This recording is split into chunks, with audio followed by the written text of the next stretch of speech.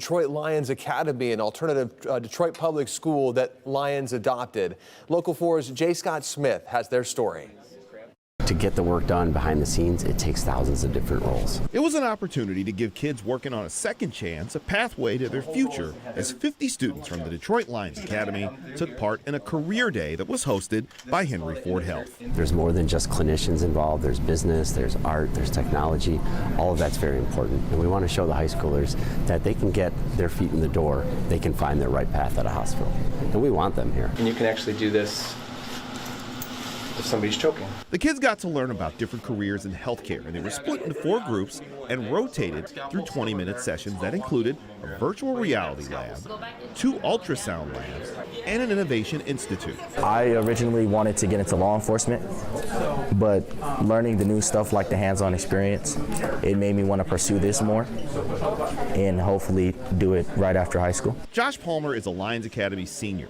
He decided to try his hand at virtual reality. So we're teaching students using virtual reality, and we're training them how to do a procedure called the cricothyrotomy, where we put a small cut in the neck and put a breathing tube in to help people who are having a hard time breathing. Chris Clark is the co-director of Herald Lab, and he led the kids through the virtuality training that had them feeling like they were in an actual operating room, even if it was more like a video game. And traditionally what we do is teach people in simulation centers. However, that's really expensive. It requires a lot of material. However, utilizing technology, what we can do is we can have students and learners actually come in virtual reality and do this procedure in virtual reality. I know a lot of kids like video games, so they say video games teach you a lot, and it really does show when doing the virtual reality experience. It wasn't the only thing the kids got a chance to learn. Essentially, they would place this emergency breathing tube into this neck. Dr. John Mitchell is the co-director of the Herald Lab.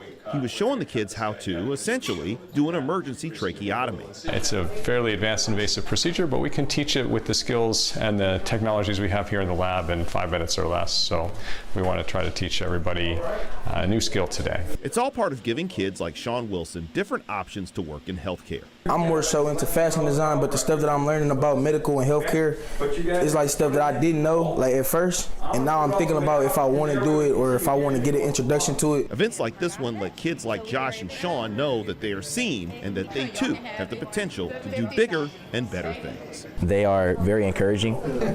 No matter if you take the health pathway or not, they still want you to be successful. Henry Ford Health says that exposing young people to all aspects of healthcare helps them see and experience things they may never imagine. And they also add that they hope this inspires the kids at the Lions Academy to take a real look at the different aspects of the healthcare industry.